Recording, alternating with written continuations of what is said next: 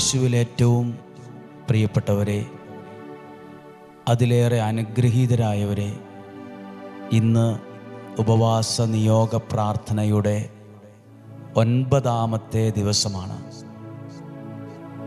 ഇന്നും നാളെയും ഈ പ്രാർത്ഥനയുടെ ദിവസത്തിൻ്റെ ഏറ്റവും സമാപന നാളുകളിലൂടെയാണ്.